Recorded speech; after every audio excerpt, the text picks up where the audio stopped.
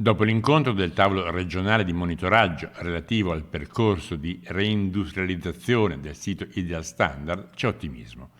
La decisione di concedere alla cordata veneta un periodo di negoziazione in via esclusiva, anche se per un periodo limitato di 3 settimane, è stata accolta con unanime positività. La cordata composta da Banca Finit, da Delfin con Del Vecchio, da Rossi Luciani, da Progest è una cordata che può dare un nuovo futuro allo stabilimento di ceramica dolomite di Trichiana, rilanciando un grande simbolo del manifattura del nostro paese, dando la possibilità di lavoro a centinaia di persone impiegate in quello stabilimento. Sono particolarmente soddisfatto, ho lavorato per un lunghissimo periodo perché questa possibilità potesse avere luce e ad oggi guardo con grande ottimismo nei confronti del futuro di Trichiana e nel comparto della ceramica. Il tavolo regionale ha prima discusso le 3 proposte industriali per il sito produttivo pervenute nelle scorse settimane, ma la scelta è caduta su quella prettamente legata al territorio.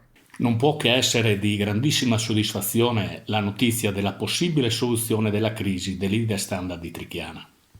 Una bellissima e ottima notizia che arriva dopo l'annuncio della risoluzione della crisi dell'ACC di Mel avvenuta questa settimana.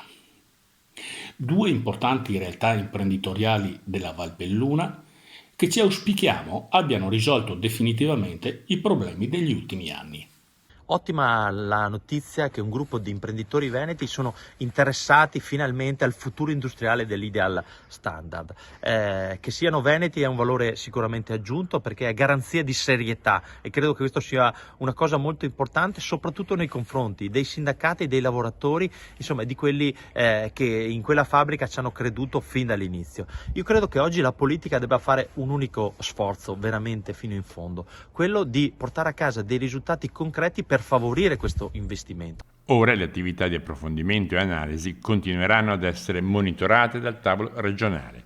Il prossimo incontro in sede regionale è previsto il 24 febbraio.